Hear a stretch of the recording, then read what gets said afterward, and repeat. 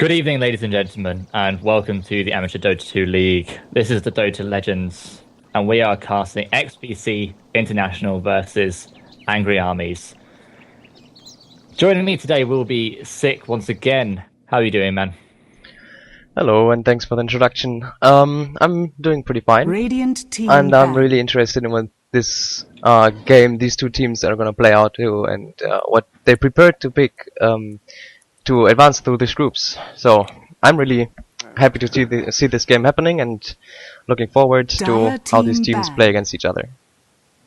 Yeah, definitely after the sort of quality of Dota that we saw yesterday, really filled me with a big sort of expectation for the rest of these teams in this league. Yes, definitely. They really showed some exceptional play already, and this league is already showing off that their amateur teams are not that far from pro teams, and that's a fact that always surprises me, and I'm really happy to see that happening, because it evolves in the Dota scene, and we just go bigger and bigger, and every team has the possibility to join in. And 10 seconds remaining. yes, let's see what this is gonna be played out to.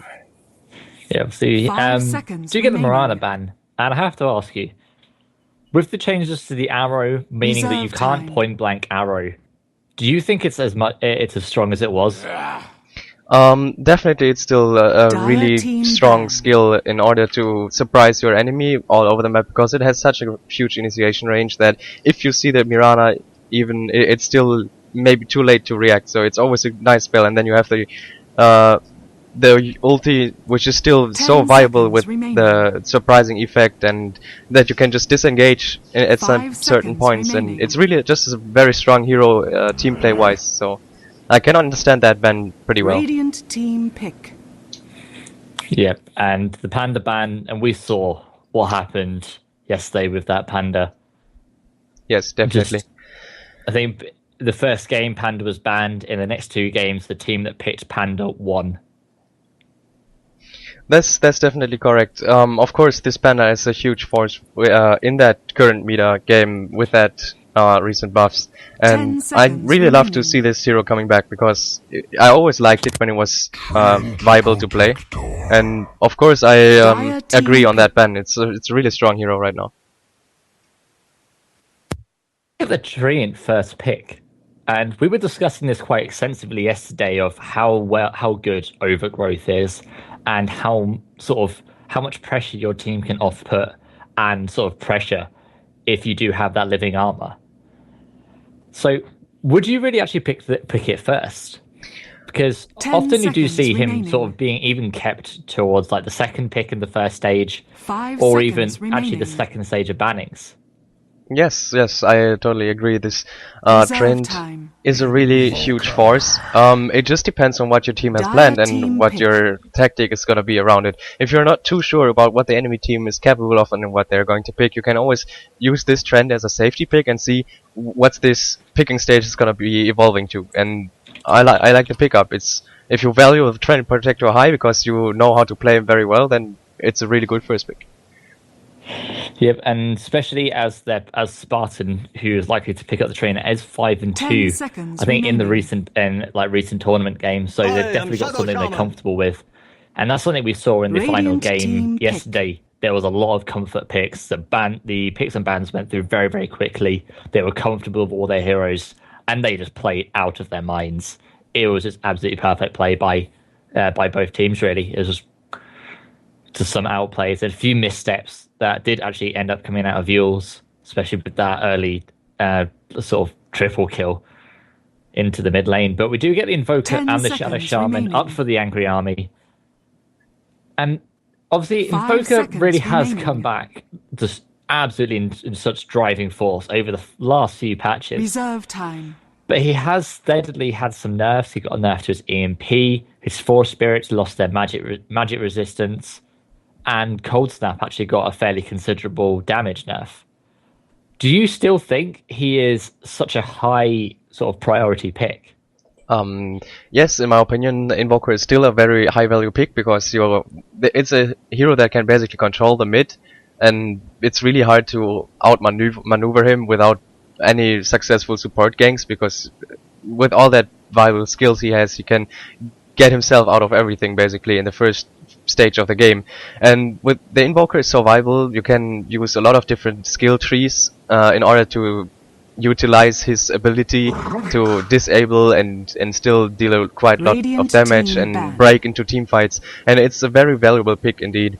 And I'm wondering why no team is banning him so far. They always first back him, so they probably know how to play against him, or they don't value him as high. But for myself, if I was a captain, I would value him very high. Yeah, really on board with everything you said there. So obviously this capability, if you do get that cross-specs, and even though obviously the nerf to the EMP was to the duration, you're still able to pull off that if you do sort of just time your tornado quite effectively with that. And a 500 mana burn in AoE is still nothing to be scared of, and nothing to sort of write home about. Reserve time. Yes, I agree. And the Shadow Shaman as well, so obviously they've got a nice roaming potential. Like if you are able to sort of lock down a hero, or even if they want to go Sunstrike, they can use the lockdown from the Hex and the Shackles from the Shadow Shaman and pick them off. Radiant team ban. Yes, we do get a Furion ban out of XPC, and a Tinker ban out of the Angry Army. Have you seen this? Have you seen, I've seen this quite a lot in the past few games. 10 seconds. Yes, I didn't see the Tinker ban incoming, but the Prophet ban is of course always a pain to get rid of, because you have that split push potential, you have that early game pressure that comes out of him that you can teleport everywhere and just help out his teammates. It's definitely a very strong hero, and getting rid of it, depending on your strategy, is always a very good thing to do. Even though it's just the second ban phase, but most teams don't value him high enough to pick him in the first picking stage, so it's a really nice ban for them. And they're actually trying to get rid of the pushing power heroes like Pugna as well. 10 seconds remaining. I'm really interested in what they try to play out. I think right now they're looking Extreme and XPC International is looking into teamfight heavy picks, so I'm really interested. Yeah, banning out the Panda and the Pugna, and actually just even the Furion to that extent, it really does sort of mean you really want to go full frontal, because you don't want to get ratted out by the Furion. The Nether Ward can play havoc in a team fight, and the Brewlings can just do so much. You can just tornado one hero, stun another, and meanwhile the Fire Panda is just wailing away at the heroes, and just very, very strong combo there. Yes, I agree. Panda is still like a really strong hero, and he never was really bad. It was just that you value other picks higher in the, like, let's say meta 1 month ago. But since with the recent buffs, I really like him coming back into the actual game. And the Razor ban is the Angry Army tries to ban out teamfight heroes in this stage, like Doom, Tinker, and Razor, and the XPC International team is trying to get rid of the pushing heroes, which means they try to avoid each other in the picking phase already, and it's gonna be very interesting how they evolve the picks around this. 5 seconds remaining. Yeah, definitely, because you've already got a fairly strong push coming out of Angry Army. You're going to have the Serpent Wards. You could potentially have these Forge Spirits. And now with the Batrider, they do have that jump initiation to, if they're sieging a tower, they can quickly just blink, lasso, bring them back, and just sort of melt them and just carry on the fight 4v5 with the Serpent Wards up. Yes, definitely, that's correct. And I think the Angry Army lost some of the pushing power heroes, so they try to go full on teamfight as well now. So we're gonna see a lot of aggression and a lot of fights going on in this game, and it's gonna be really nice how they practiced it and how they play it out. So I am really eager to see the next picks here. Reserve time. Both teams definitely taking their time. Obviously, with the first game of the best of 3, you don't really want to risk out anything. Yes, and they're both really thinking about what they're going to pick, because they're deep into their bonus time already, and I think both of these teams really know what they want to play and just search the perfect heroes to get their strategy along. Yeah, we do get the Nyx Assassin now for XPC, and I have to wonder really. They obviously, I imagine they will lane it in the off lane, but so far their cores are not. obviously they're running the Nyx Assassin as a core, it won't be that strong. 10 seconds We've got a Bat remaining. Rider and an Invoker for the cores for Angry Army so far. 5 These are seconds just so much more remaining. effective towards the later portion of the game. Even the Shadow Shaman can just do so Reserve much time. work in the late portion of the game if he gets like those big levels up, gets a lot, is able to get a good position on his wards in the middle of the fight, because they can just absolutely wreck down heroes. Yes, I agree. And I think XPC International is looking into playing this Nyx Assassin as a second support because it lines up with the Enchantress. Rubik pretty well, and maybe they find it another Radiant team pick. another place to lane it, since we have that trend and the Rubik already. But the Rubik Nyx combo is always working out great. Maybe they're looking into the mid game to make it work and just try to avoid a dead off lane here with the Nyx Assassin's Carapace, of course, working wonders against aggression. But it's gonna be really hard for this Nyx to sustain through a lane that is going to be ganked with disables 10 coming out of the Shadow seconds Shaman, and remaining. maybe a carry that has some sort of slow or stun. 5 seconds remaining. Yeah, definitely on board with you there. And actually, for the 4 games we have Reserve casted time. of the Dota 2 Legends, Enchantress is 100% pickup. Yes. How do you feel about this? Obviously, because you did play support for your team beforehand, didn't you? I'm sure you did. Yes, I did.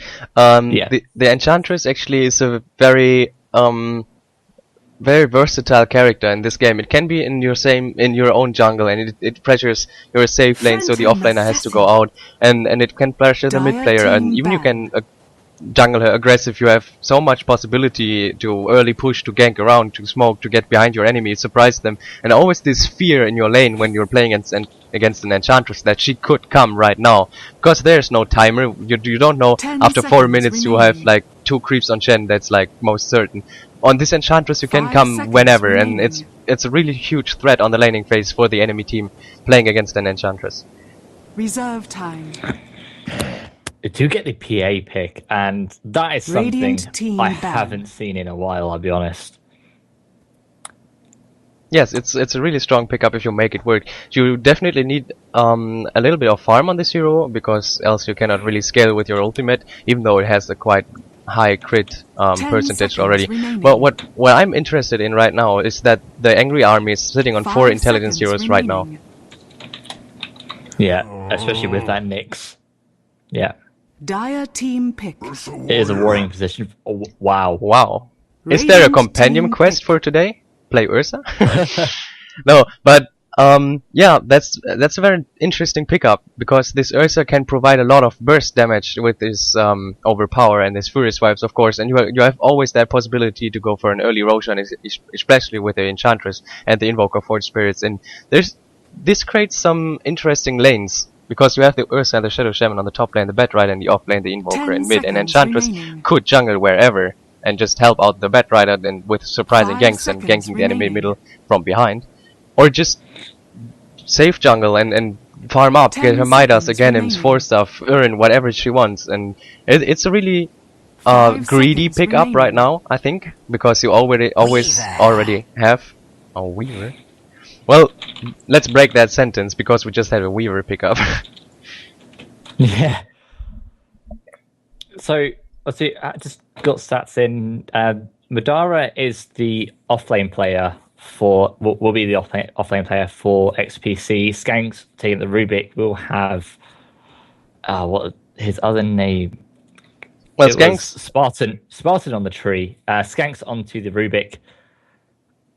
I'd be interested to see if we have any information regarding who plays the mid, if it's that's Jatsovsky or Relax onto that Weaver.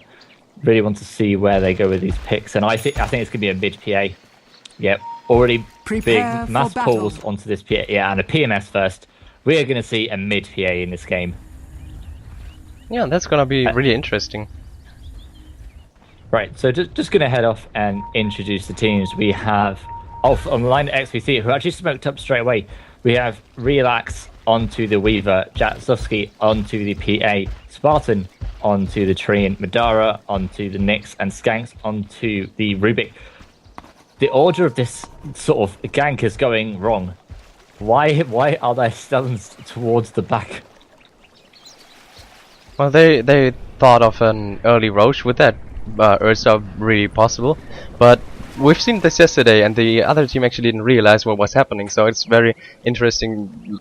You do not waste too much time checking it out, because usually you try to secure your own jungle anyways until you, otherwise if you have a really aggressive lineup, which they don't have right now, you could invade the other jungle, but right now they didn't have anything to lose if they just checked for the Roche, and it just gives you that safety to know they are not trying something tricky here and there's nothing surprising coming up.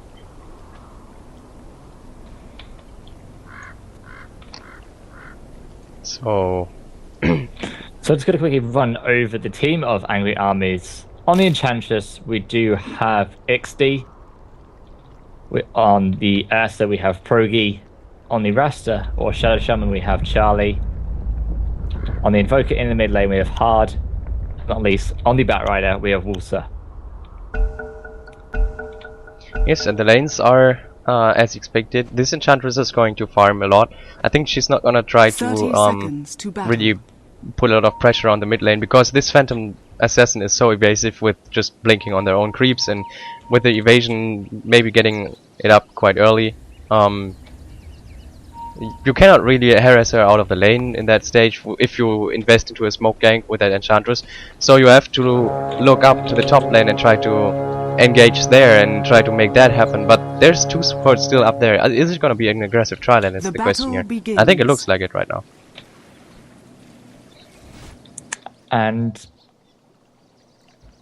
yeah, I think we will see the aggressive tri lane, and I really like an aggressive tri lane with the Rubik and the Weaver, because Weaver does do a lot of damage, and the slow from the Treant is absolutely massive to be able to get a positional advantage over these heroes. The Ursa doesn't move all too quickly, and unless he levels up the Earth Shock, he's not going to be able to escape from these ganks. And this Treant already went invis. He's up to something cheesy here. Scouting out the supports right now.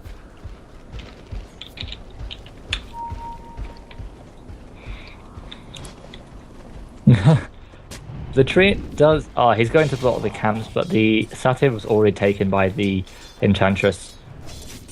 And unless the Treant gets levels, which he's not going to be able to get because he's not pulling, he's going to be quite ineffective for quite some time.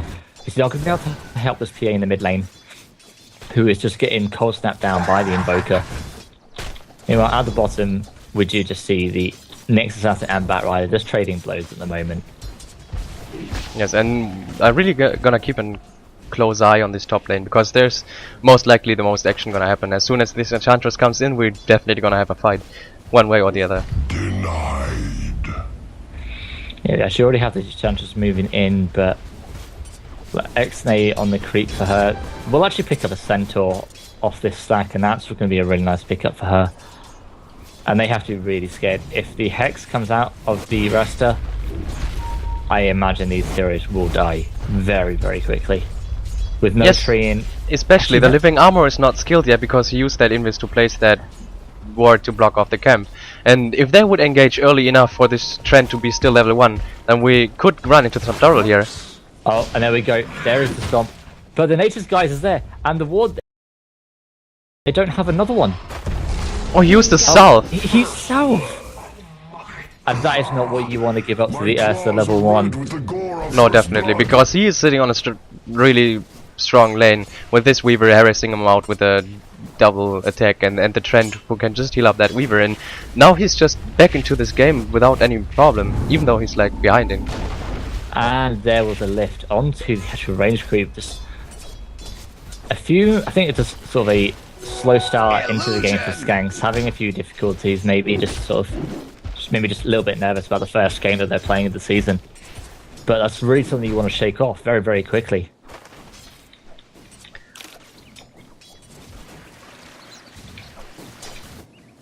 Well, right now in the bottom lane, since the recent sticky napalm nerf, it's still a very strong skill, but it's not as dominating as it was before. And with that stick, this Nyx Assassin actually can just hold on to this lane, try to farm up, and just gets the experience here. Even though it's just the safe lane, you should be able to farm here. But this Batrider can of course just put some pressure on you, especially with that illusion picked up right now. Yeah, and Batrider is such a strong hero to be playing 1v1. If you get too many napalm stacks off you, you have to be so careful because you will be able to easily die.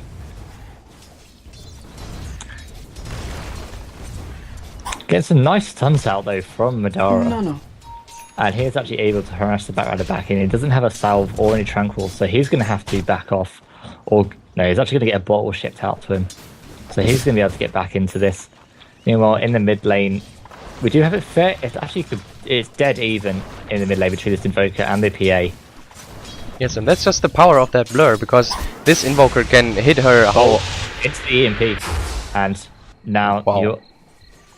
And that's the thing is, PA often you will use Stifling Dagger due to the low mana cost, just to be able to like get farm, which you normally wouldn't be able to. But it's just going to EMP, and all that mana is going to be gone. Yes, that's correct. Even though I think this PA, without some ganks happening, she can just stand inside this Invoker actually, with that blur. We actually can see a kill onto the Batrider if the Nyx can get one more hit. No, the boots. And she's at the higher movement speed of the Batrider.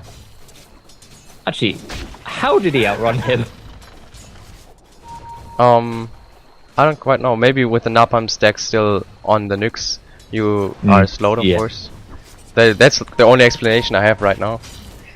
Yeah, I was very much expecting that to be a kill, or possibly was due to like sort of pre-blocks. But either way, a lucky escape there for the Batrider is going to have him get a salve shipped out to him. We have a lot of pinging going on in this game. They're pointing out where the enemy supports are right now. And this PA is creating a lot of pressure onto this Invoker right now. And yet again, she's just out of mana again. And Hunter is getting initiated on with the lift and the lead sheet. She's dropping really low, and the Weaver is double hitting her, of course, and the high damage output of the Trent finishing her off. And meanwhile, the Batrider dies to the Nyx on the bottom lane. There's so much going on right now. The Ursa is trying to chase down that Weaver. Is quite out of range for the Oil Shock. I know it's really dropping low himself. Weaver popped himself, running after the Ursa, and is chasing him down. The Shackle actually to turn this around, and a nice turnaround by the Rasta. And they have now got the Invoker up top, so this is going to be another kill. He's not going to be able to escape from this. So that's a nice rotation for the Invoker. Sort of, even though it does give time for the PA to get a bit more farm in the mid lane, it does get him that extra kill. And Crosswex Invokers can really start to snowball. See, with their high movement speed from the Wex, you can maneuver yourself around quite well. Actually, the Invoker needs to be careful here. If any crits happen, then oh, there we go. There's the first crit. There's a slow. The Treant armor is there, and this should be a death for the Invoker. Doesn't have enough mana for any. Well, she didn't have the cooldown on the Invoke to be able to get off any spells. The net is there onto the PA, but he's just going to be able to walk away. And there you just saw the power of that blur. With that illusions hitting her, she didn't get any cold snap procs and was just able to chase down that Invoker. Well, actually, definitely Sports get it done as Ruby gets a kill up onto the Batrider on the bottom lane. Meanwhile, at the top lane, they are going onto the Treant Protector. The Nature's Guide is there, but the Shackle did reveal him. Now the Weaver needs to be careful.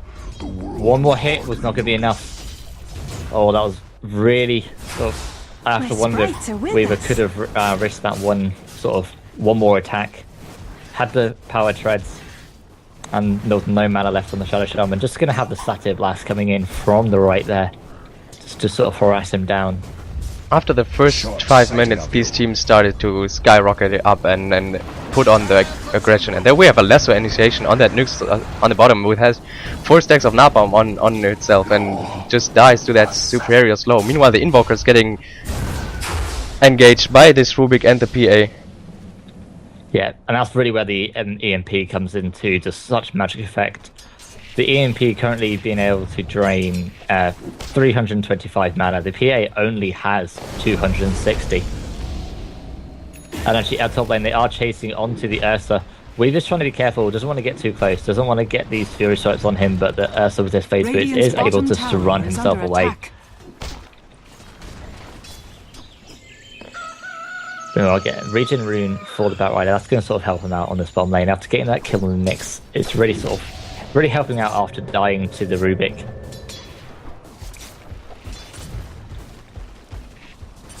And this game exploded in the last 3 minutes, and in the goal graph we see they're quite even, these teams, and only in the experience graph we see that the Radiant is just going ahead a little bit, but gold wise this is really close right now.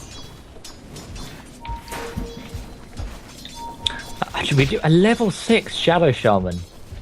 This is incredible play by them. And are we going to get close enough for a Hex? They do have the Batrider and the Enchanters coming around, but they want the real prize, and that is the Weaver. He's going to get absolutely just smashed down by the Ursa Bear.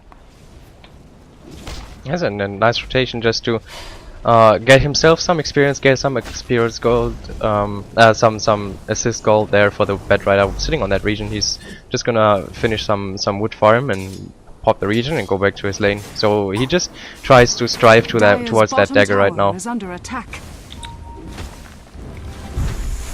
Yeah, meanwhile the second ward's go up on this top tower, fortified.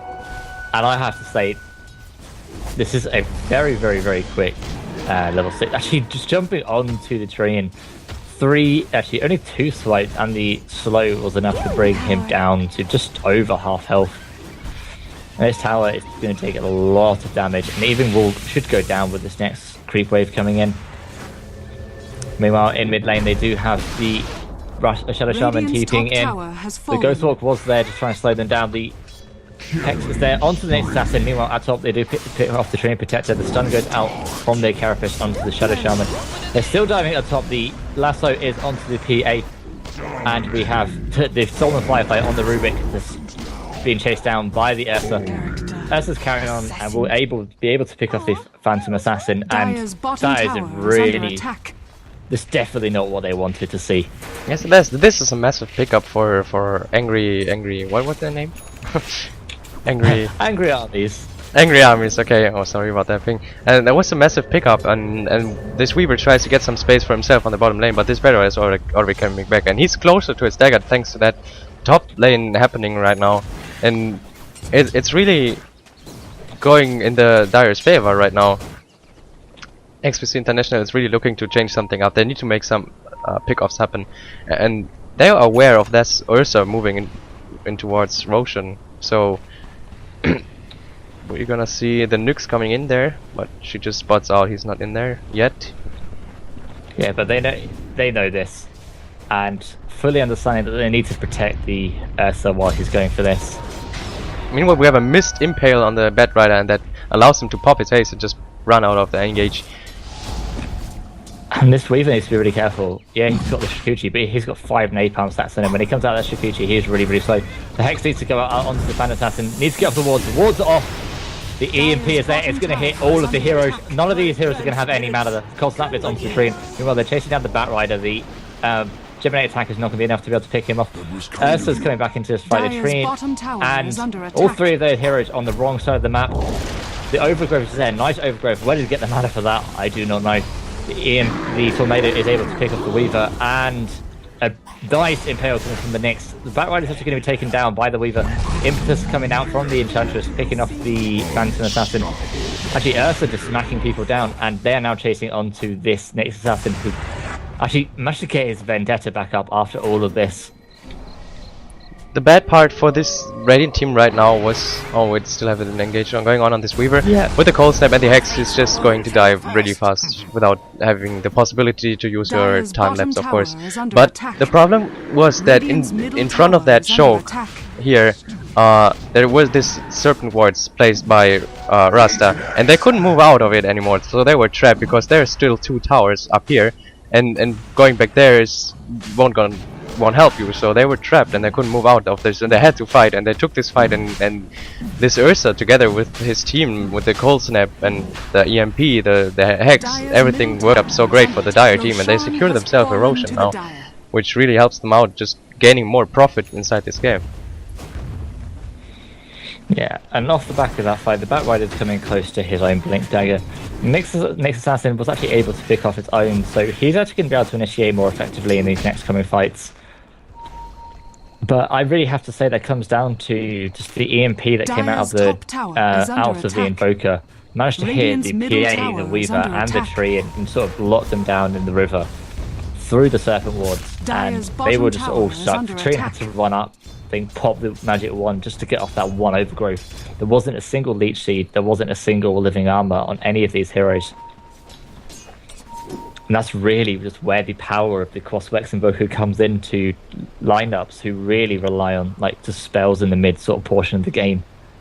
Yes, definitely. The mid game engagement and the crashing of the team fights of this Invoker is really helping out, and that's why I value this pick still very high. Even though he got nerfed a couple of times, it's still a really strong pickup here, and he makes it like he shows it. He exactly does what he's supposed to do in this game, and right now he's just rolling with his team inside these team fights, and there's not much XPC International can do right now about it. So they're looking to finish that BKB, or actually start that BKB on the Phantom Assassin to drop into these team fights alongside the Nukes maybe and the Weaver, of course. With the Beetles, it's gonna be a pain with that crits if you have a lot of minus armor, and that's what they're really farm dependent in the super late game. This Radiant team looks great with all the heroes they have, but it's really greedy in the first place. So if they lose the laning phase, of course, it happens. It's made by the picks, but they still hold on, and the longer this game goes, the more time goes towards the Radiant team, XPC International that is, and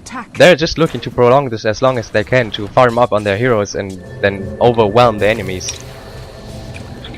And this is good. The Blink Dagger is christened by the Assassin, but oh, the Untouchable means he can't actually get off the Vendetta damage. Does end up actually just walking out of it for the characteristic. The Invoker comes in with the Tornado. The Weaver is running away, should be able to escape. House of Shikuchi has a TP scroll. We'll just be able to hide down there. They can't catch him. That was really great play by the Rasta there. He disabled the Weaver and then like hexed the Weaver and shackled the Nukes afterwards, so the Enchantress had the time to pop the region up and just get everything she needed to survive through this. Meanwhile, at the top, the Batrider is now having a Barney with the Rubik. Doesn't actually want to dive into it. He must know that the Trine is close by. Actually, no, just use a lasso. Should be able to get him down with the Napalm. Dire's middle tower just one more hit would be all they need, even a Flame Break. It's not on cooldown, but they actually get this bottom tower with the wards meanwhile this is going on. And they're chasing 3 heroes, just trying to pick off this Batrider at the top. This Batrider is buying so much time right now for his own team. And it really pays off because they got this tier 1 tower on the bot lane. They could have even done it without those Serpent wards if they knew the Radiant team was going to chase so far down this Batrider behind his tower and try to get him down. And he escapes to safety, so there was a lot of wasted time for nothing, and they're really not trying to waste time here. They're looking forward to just farm it up and try to win this game in the late game, and they need really much farm in order to achieve that. Yeah, they're now trading a tier 1 tower for a tier 2, and they have no even way to try and contest it. You've got the Tornado EMP on the Invoker. The Satyr creep is just sort of stalling up the creep wave, and mass TPs up into this top, and they don't actually manage to get off the deny. The Tornado actually goes misses onto the tree, and they're not going to be able to pick him off either. There's not going to be enough damage to kill him. Oh, it's just do use the Dust and the Sentry, but not be able to stop his TP in time. No blink on the Shadow Shaman just yet. That was really nice by the Radiant team getting in there, and we have a negate. Holy! Oh wow! He just exploded there, and there we see the problem with having 4 intelligence heroes against that assassin. He took so much damage by this mana burn. Yeah, that was unreal amount of damage there. And that secures them a free tower. Yeah, and actually we're gonna have a Battle Fury on this PA. So they're definitely looking at the late game. They don't want to get into the BKB and just try and farm her and trying to sort of win fights with RNG. They want to farm her and just get her unkillable. Yes, I agree on that. And it's right now they're behind. They're behind by 5k gold, and it's really hard for them to hold on to their towers and defend this. Oh, the courier. Oh, the courier. He actually didn't go for it because he was worried about the tree and being close by. And actually they're just going to trade it for this mid-tier 1. The Shadow Shaman has been playing very well with these wards. Every single time it's been up, it's either been a team fight or a tower. And the Tornado goes out, only hits the creeps, so no initiation is going to be coming off the back of this, but they don't really want to take this initiation just really without the wards. But that's the problem that I mentioned with this Battle Fury. You are not going to defend towers with a Battle Fury. You are not going to defend and win a team fight with that. You were looking to farm up. But this Dire team right now, they don't allow it, and the Ursa is actually going in. We do have the Blink Dagger. The Firefly actually runs out onto the background, and a massive crit coming out of the PA. The Ursa is trying to hit him down in the middle of midst of this fight. He is going to be able to get the last drop. Big tornado goes out, but there's no follow-up. There was no EMP, nothing else to come out of this Invoker. No spells for a few seconds. We'll have the Orchid up soon. The Ursa jumps back in, starts hitting people. A nice Carapace. Actually, not even the Carapace from the next Statsman. Now it comes out with the Cold Snap. The buyback from the PA. The EMP now does go out, but there's actually no heroes close by to try and take it.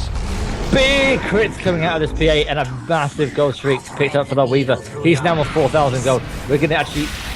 And the Cold Snap actually stolen by the Rubik, and then they're able to pick off the Invoker. And that was definitely a team fight this Dire team had to win. They gave so much advantage up of their gold lead, and against this team, against this PA, against their Weaver, and the late game potential of this team, you definitely do not look into losing a team fight of this size, of course. And this is really huge for the Radiant team. This is basically their comeback they were looking for so long time now.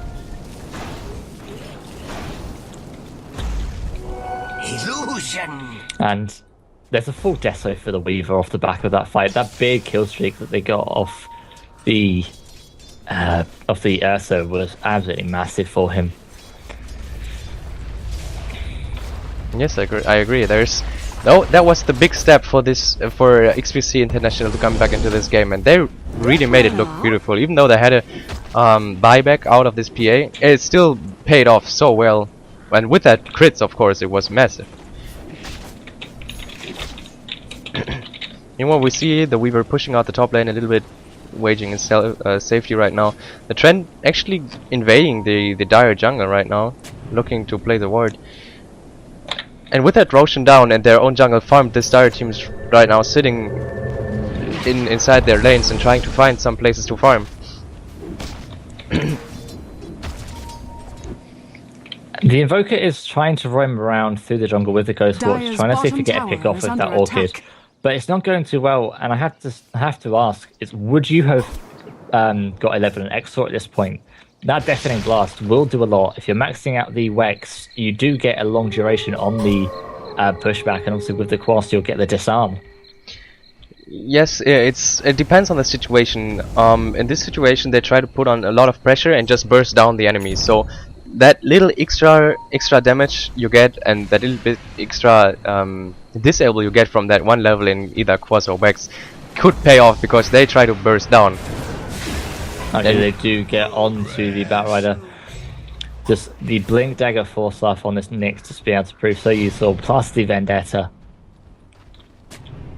I'm just gonna have a quick look over the items here, and there's massive core items on that Radiant team now.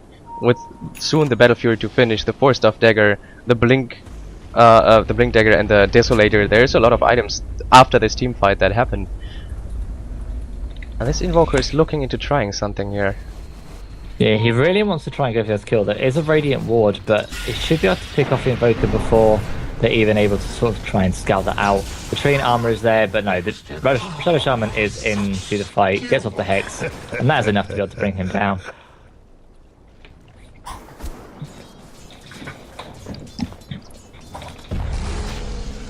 One thing I'm really sort of... Yeah, obviously, I think that kill was really crucial for the Invoker. He was able to break that level 12. Has been sitting on that level 11 for quite a while. And as he only took one level in the Invoke, it was seriously hindering how he could work in team fights, as he just didn't have the cooldown to be able to do anything.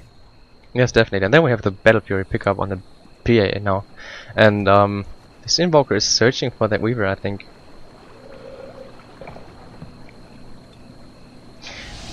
Yeah, but right now we just, after all this action, we come back into this game and everyone is trying to farm up now, and this is just helping out XPC International because they are looking into the late game, and this Dire team is probably gonna smoke up at some point, and yeah, she just bought some smokes and try to achieve something. And with a BKB picked up on this Earther, they're definitely looking into some action right now, because they need to put the pressure onto this Radiant team. Yeah, they really do need to take these fights very, very quickly, because obviously with the Weaver and the PA, they're just going to get out of hand so fast, and Ursa can't deal with that. Especially this Ursa needs to pick up. Can they stop pinging, please? And especially with that Ursa against the PA, you have to pick up MKB at some point, or you're just gonna be able to kill 4 people at max, and this PA is gonna live through this Ursa for so long. Yeah, especially if she does actually end up getting a butterfly with that stacking evasion. Yes.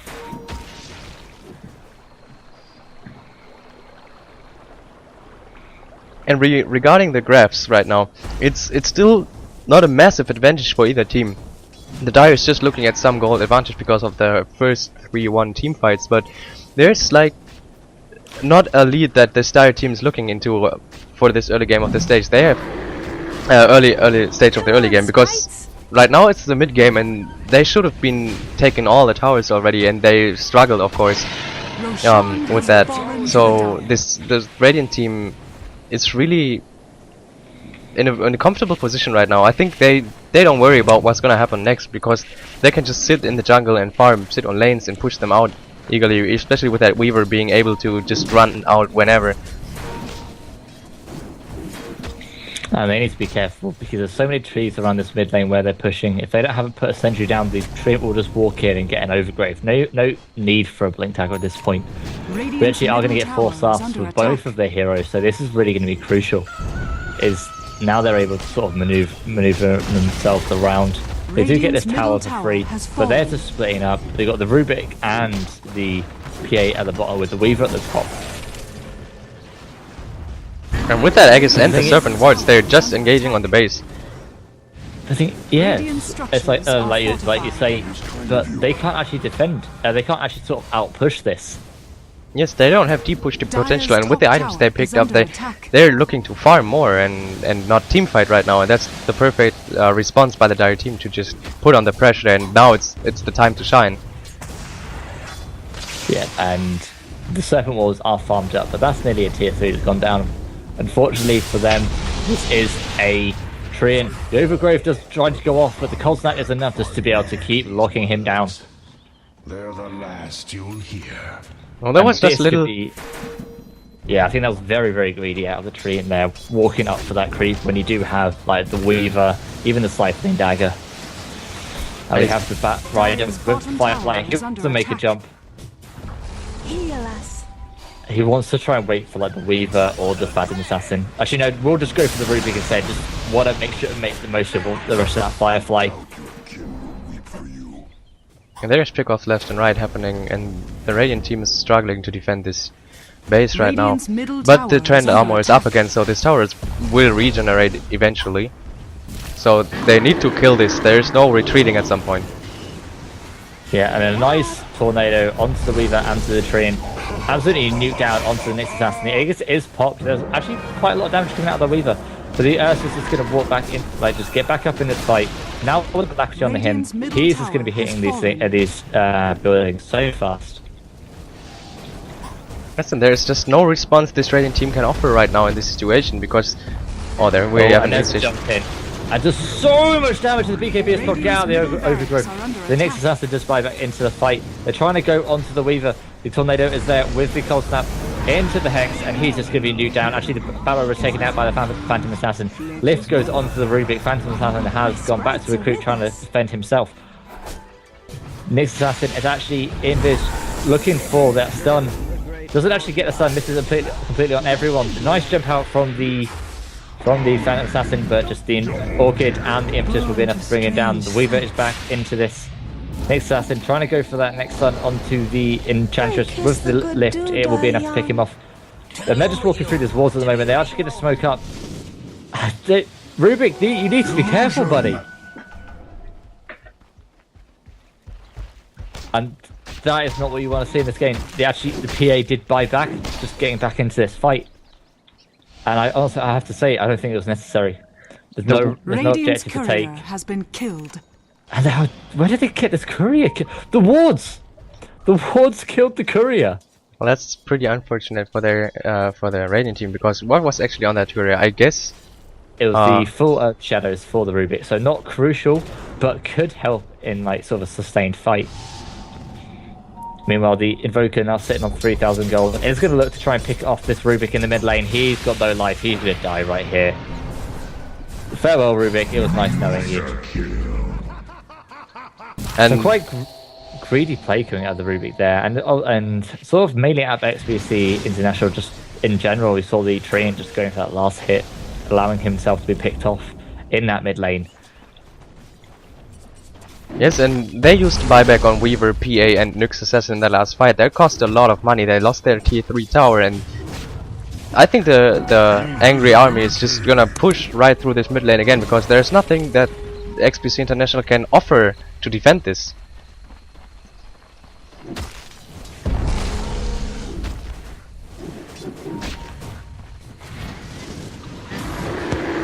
What a brilliant catch onto the Nyx Assassin. And that's a minute without this Nyx Assassin. They're going to push the high ground with this. Serpent wards are up. And this Urza just right clicks on the barracks right now. He doesn't give a shit about what's happening, because he can just sit there, tank everything away. With his BKB, he has to fear nothing coming out of this team. Even if the PA crits him right now, it's not gonna matter for him. He's just gonna sit there like a tank, hitting the Rex like a truck. Radiant's middle barracks. Yeah, and they've also got gonna have the MKB. If he gets his last hit on the ranks, actually no, I think it was stolen by the Invoker. But he's just gonna transfer into the bottom tower. Use the Serpent wards here. And with that Nyx Assassin down, they can just afford to do this. Even if the Nyx Assassin is up, it's really hard for the Radiant team to defend this. But without the Nyx Assassin, it's just a free Rex and free towers and free money everywhere. And they cannot team fight. They have a Weaver split pushing top lane, but it's not worth losing to Rex, of course. But as I said before, they don't have anything to offer and oppose this team. They cannot fight them. Dire's top tower is under attack. Yeah, and they lost the Rax for that. A nice blink impale from Nyx Assassin. A nice 4-star coming out from the back rider. They might be able to get him out of here, but no, just that mana burn into the nuke. What was stolen? Oh, that's big. If they can get a push here, this could be absolutely massive for them. A nice impale onto the Invoker. It was going to get him down. Massive damage coming out of the nuke. And just jumped on by that Phantom Assassin. And, oh, a nice quick blink from the Rasta, but is he going to be able to escape? Yes, actually he will. Meanwhile, in mid lane, these tier 4 towers are being wailed on by these creeps. The Rax did end up actually going down, so there's 2 lanes of Rax in favour of Angry Army. Is under attack. And was the MKB coming out for the Ursa. In the dead courier was the BKB retype from that Weaver, so that was so crucial to not have that. And then missed the impale on that Ursa, and he's just gonna walk away. With the overgrowth, and he's just gonna turn around and just hit everything down. He's 1v4 and fighting this out.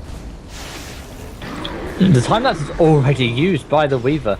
The Batrider probably will die for this, but the Ursa live, and they've got the Rasta close by, and actually they just smoke to escape. That is not a situation in which you actually want to find yourself in, where you have to smoke just to be able to get away from your enemies. That's that bit quicker. This Ursa is just so tanky right now.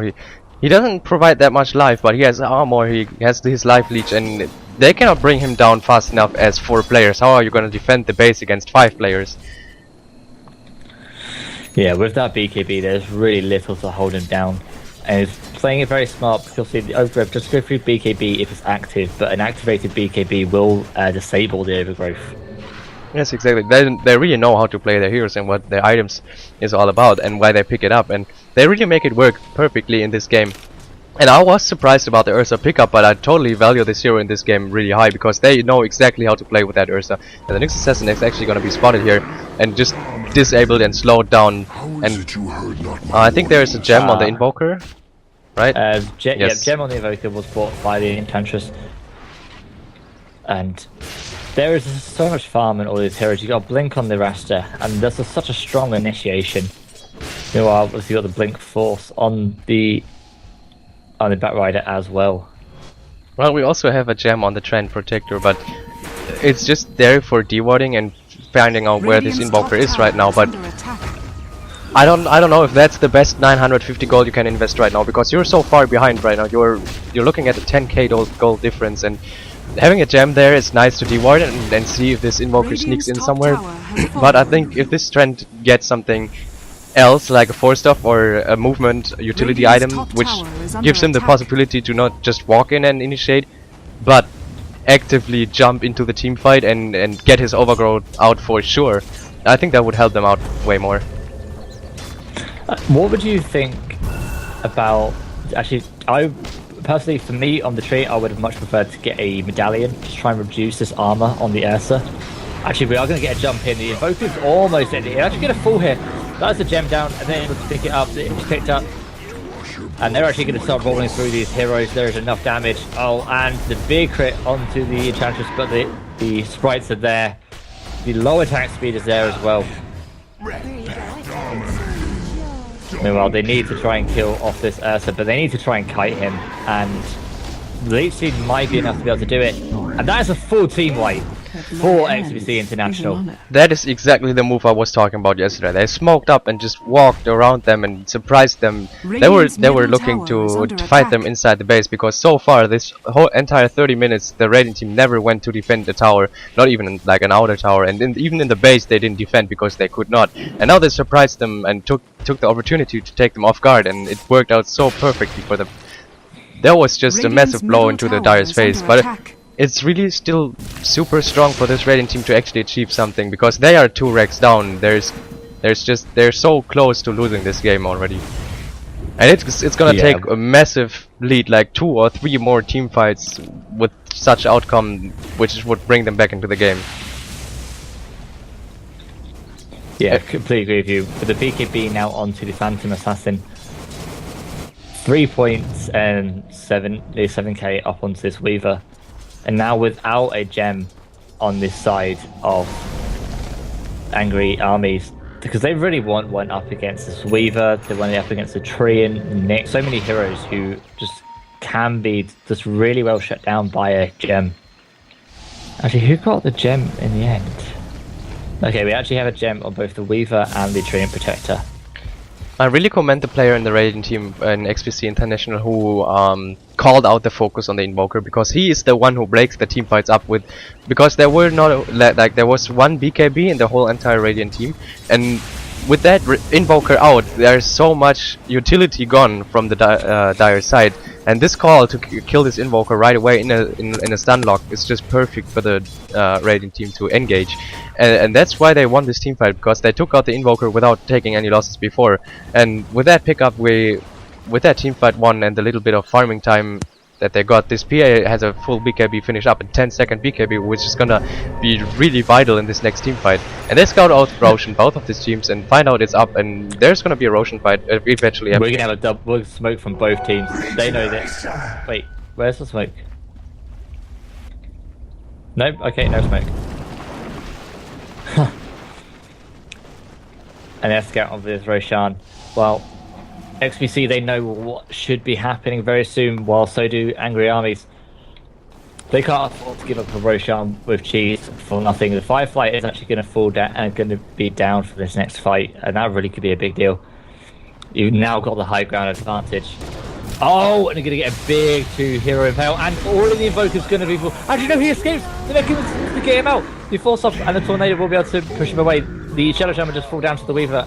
Nyx Assassin just rolling through people. Actually, Nyx Assassin just picked off the Invoker. That intelligence not doing well for him. The Weaver now just taking out all of these extra heroes. And now just keep rolling through these heroes. It's that MKB doing so much work against that Phantom Assassin. And they need to lock down this Weaver. There's no lasso left. They need to try and jump on him, oh, the lasso is actually stolen by the Rubik onto the Ursa, and now that's another team wipe, and this is not what you want to be seeing. That is he had a crit stick onto that Weaver in that last fight. They did lose a tier 4 tower, and like you were saying, it is going to be 2-3 team fights in favor of XPC before they are able to bring this game back, but they are showing that they can take these team fights. And I really appreciate the performance by the Bat Rider. He lassoed that PA immediately, allowing that Invoker to come back. And holy shit, there's 3 gems in the base. And with that quick reaction, that Invoker survived long enough to just bump out a few of his own spells. And made the team fight so much stronger for XPC International. Even though that happened, they still come out on top with that great steal by the Rubik, getting that lasso, disabling that Ursa, and it was just played out really well by both of these teams, and this Radiant team just comes out slightly ahead in that team fight by, I think we had one buyback, right? No, we didn't have a buyback, but actually no one bought back in that fight. With all of the lanes, they were quite heavily pushed up into the mid lane, mid and bot lane. And they're just going to try and sneak this Roshan. The wards were there to scout it out, and they know it's happening. The thing is, can they get there in time? The Weaver's all the way to the back. The PA's at the back. Now finished her BKB, and they don't want to risk it. Without the Ursa, they couldn't take it, and the Ursa was just respawned, so he had to walk up the whole way from the base. And the Radiant team is still just giving up on this. They know it's happening, and right now they don't feel like contesting it. And just now they're moving out. I think they saw the Invoker walking out, but they need to know that the Ursa picked up a dagger. And this dire team looks so ready to engage here whenever something happens. Roshan has fallen to the cheese is on the deck. Can one of the heroes pick it up? They're trying to move. Oh, the Ursa does actually get it. He's dropped his bloods. The Evoker has the Aegis, so he's going to go down. Nice. Also made it onto those two heroes. BKB was popped on the PA, so he's just starting to walk through people. The Invoker is going to pop up from that Aegis. Needs to pop that cheese on the Ursa. First hit bash onto that Weaver. That is a big kill streak. Can he get back onto this PA? Will he get a bash? Oh, and just not even a bash required. Meanwhile, you do have actually all of the heroes except for the Rubik did survive in that fight. Rubik, this is not your favourite place to be. And that is an ultra kill for the Ursa. It was a really nice decision by the Dire team to give that Invoker the Aegis, because they already jumped again on this Invoker, and he just came back in this team fight, and that made them just win the team fight with that Ursa having the cheese getting back to full, and they're putting a lot of pressure on the T4 tower and looking to finish this with the throne. And there's no buybacks really. They cannot afford buybacks. Yes. Ancient is under attack. This is a really nice game for the first game of this series, and I'm really interested in if they're gonna pull out some pocket strategies in the next game as well. Yeah, I did really like it. I wasn't really too sure about the Ursa pick off to begin with, but they really showed how it was effective, just how well they knew how to play it. Obviously, everyone, thank you for watching Game 1. We will be going to Game 2 very shortly, but we'll have a brief break on the stream. So stay tuned. We'll be playing some music, and we'll be back with you very soon.